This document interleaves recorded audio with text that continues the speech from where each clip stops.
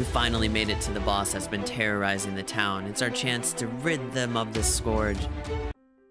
And that was pretty quick. Welcome to part 2 of this destructive hinge connector sword series. This is part 2 of 3. In the first one, we showed you how to set up the hinge connector sword to destroy one-hit enemies.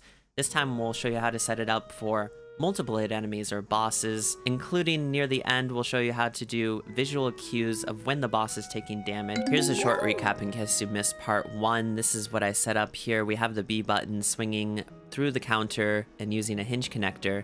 This hinge connector is 0 to 90 and it's allowing us to swing our sword. Now the sword, we're going to do a similar setup, actually the exact same. We just need to have it nothing but movable, and that will allow us to use the destroy object Nodon for either method.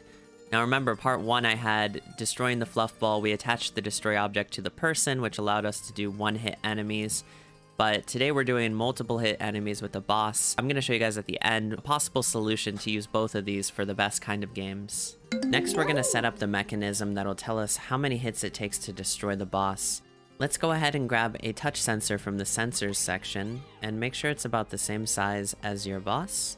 Then we're going to move it up a little bit to get it out of the way and connect it to the boss.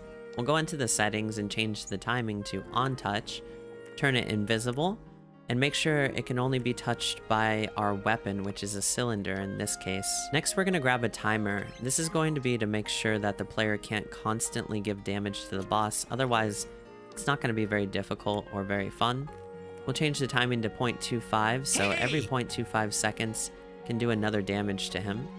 We'll grab a counter next. This counter is going to tell how many times the damage has been taken.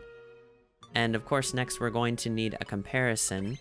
This will tell us how many times he needs to give damage in order to be defeated, so constant is always good for when you need a solid number. We'll give it this one 3 here and hook it into the other side of the comparison.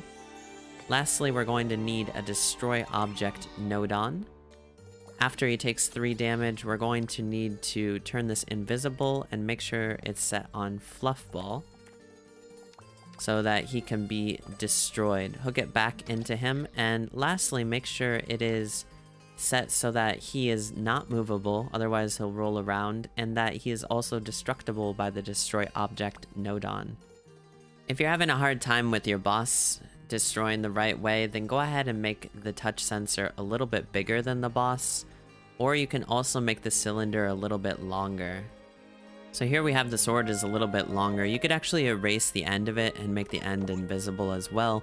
Just adjust it as much as you need to, and of course the 0.25 seconds makes it so it doesn't all register right away, but that's what it should look like. Now, it can be kind of difficult to tell when the boss is taking damage, so let's go ahead and fix that. There's nothing wrong with health bars, but when I was playing a game, I couldn't tell when I was giving damage, so I had this idea to do what they did in A Link to the Past.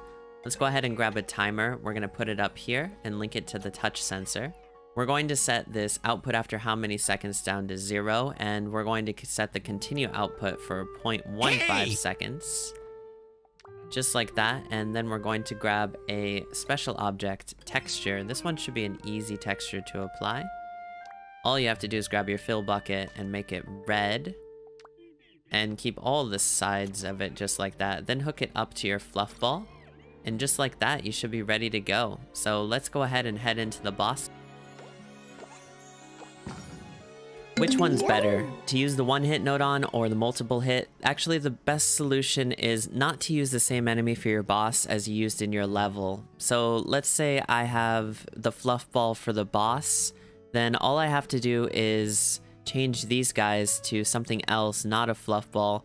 Maybe we could have them be fish for our enemies in the level. And if you do this, we can still attach that destroy object Nodon to the person, and they will be able to destroy them with one hit by using the fish destroy object Nodon, and then they can use this setup to destroy the boss by using the multiple hits. Let's go ahead and set that up real quick. So now I have the fish as my destroyable object. We walk over to them and we can do the one-hit destruction for these guys. Then we head over to the boss fight and we can do the same thing we did before. This is probably the best bet, and this is what they do in normal video games, obviously different bosses. But if you want to do the same boss, you're going to have to use a game swap.